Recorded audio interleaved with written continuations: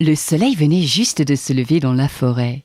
De petites perles de rosée se mirent à glisser sur une feuille. Celle-ci plia et le liquide tomba sur le nez d'un mulot qui dormait en dessous. Plut, oui, bouf, qu'est-ce que c'est? Quand on est un petit animal, une goutte d'eau prend des proportions d'un seau d'eau.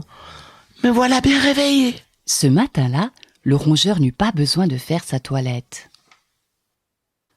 Il partit à la recherche de quelques gros vers de terre pour son petit déjeuner, tout en prenant garde à ne pas être lui-même le repas d'un prédateur de ces bois. En passant sous un gros chêne, son regard fut attiré par de la lumière qui filtrait sous une porte en planche cachée entre deux racines. Curieux, Monsieur Mulot s'en approcha.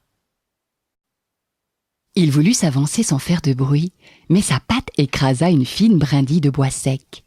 Et crac! La porte s'entr'ouvrit. Oui? Surpris, Monsieur Mulot fit un bond en arrière et se cacha derrière un gros champignon. Eh bien, qui est là? Je suis Monsieur Mulot. Il ne vit qu'une ombre inquiétante près de cette porte. Quand il découvrit le petit être, il fut un peu plus rassuré, Je n'avais jamais pris garde à cette maison. dit le rongeur. Heureusement pour moi. Lui répond le petit homme. Je suis désolé de vous déranger de si bon matin. Je vous souhaite la bienvenue. Venez, ne restons pas à découvert. Ce n'est guère prudent, on ne sait jamais. Le mulot suivit ce curieux personnage tout en se posant beaucoup de questions. Le bonhomme suivit le regard de son visiteur. Serais-je donc le premier lutin que vous croisez? Absolument. Le visage du petit mulot s'illumina. Un lutin, et il m'invite à partager son repas. Et là, ça tombe plutôt bien. Il observa soigneusement cette maison. Le petit follet n'était visiblement pas le seul à vouloir profiter de cette demeure si naturelle. Attiré par une bien agréable odeur de chocolat chaud, il suivit son hôte. Asseyez-vous là, je m'appelle Gaspard. Moi, c'est juste Monsieur Mulot. Nous sommes si nombreux dans la forêt que de toute façon, personne ne se souvient de nos prénoms. Monsieur Mulot, savez-vous de tout?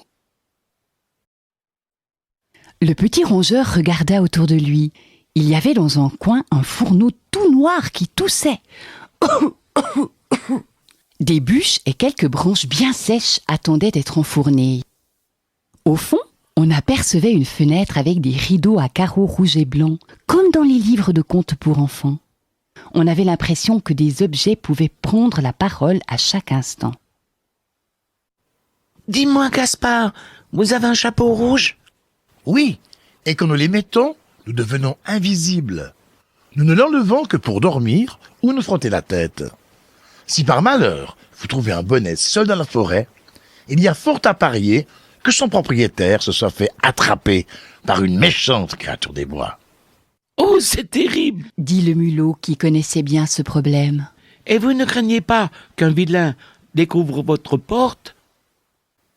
Vous savez, si un renard se trouve devant moi, j'ai le pouvoir de le transformer en... Un mulot, par exemple. Oui, cela m'est déjà arrivé d'en changer en rongeur. C'était une belle farce, n'est-ce pas? Donc vous pourriez aussi muer un mulot, un renard? Gaspard ouvrit de grands yeux. Ne me dites pas que vous aimeriez devenir un goupil. Aussi, juste pour un jour, je saurai ainsi ce qu'il faut faire pour lui échapper. Je connaîtrai ses habitudes, sa façon de penser et d'agir. J'apprendrai plein de choses qui me seront utiles. Vous comprenez? Le lutin se caressa doucement la barbe. En effet, votre idée me semble intéressante. Mais attention, vous redeviendrez mulot dès le coucher du soleil. C'est d'accord. Alors venez, il nous faut aller dehors. Imaginez que je vous transforme en renard à l'intérieur de ma maison. Vous ne passeriez plus la porte. Tout en prenant garde qu'il y ait personne aux alentours, ils se placèrent au pied de l'arbre. D'une voix douce et envoûtante.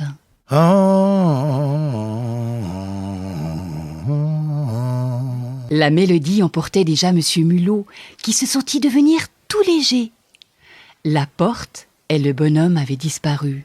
J'ai dû m'assoupir. Quel drôle de rêve. Puis il aperçut sa queue. une grosse queue rousse bien touffue. Ce n'était donc pas un songe. Il avait été transformé en renard par un esprit des bois. Et comme pour se prouver que tout ceci était bien réel, il se mit à courir aussitôt. Quelle aventure! Oh, avec ses grandes pattes, il lui semblait qu'il avait des ailes.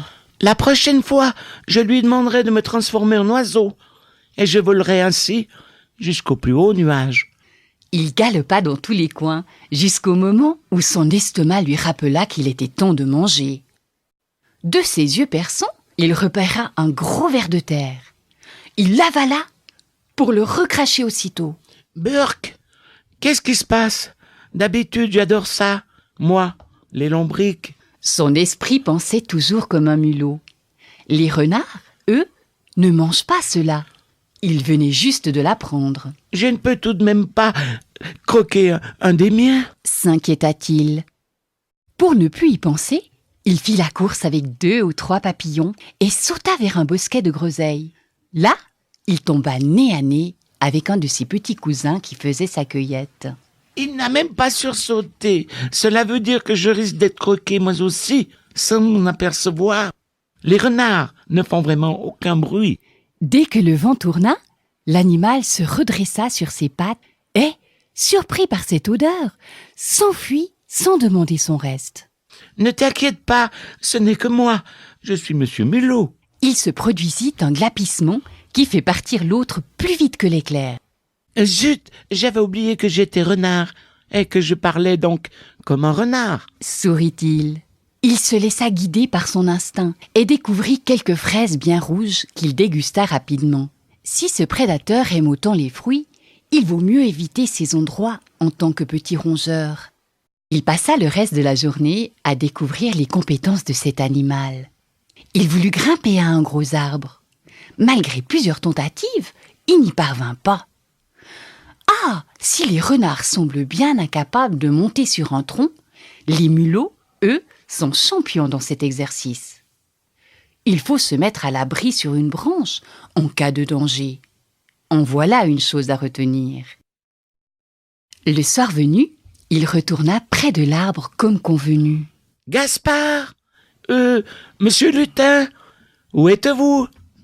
Seulement voilà, il n'était plus très sûr de l'endroit où il faisait de plus en plus sombre. Monsieur Gaspard, êtes-vous là? Dans l'obscurité naissante, tout se ressemblait. Je ne veux pas passer toute ma vie renard. Je suis né rongeur et je resterai un rongeur, quoi qu'il advienne. Dans la pénombre, il distingua 2 yeux qui brillaient devant lui. En se croyant toujours protégé par son apparence, il cria « À camper, renard! Bien le bonsoir !» Le son qui sortit de sa bouche le mit dans une profonde émotion. Il pensait avoir parlé renard au renard. Or, il reconnut sa voix. Oh, le rongeur se retourna et aperçut sa toute petite queue. « Je suis redevenu mulot !» hurla-t-il presque avec joie. Il ne songea plus qu'à une chose, courir, sauter et grimper sur la première branche à sa portée. Depuis ce jour, toute la famille Mulot comprit comment échapper au renard.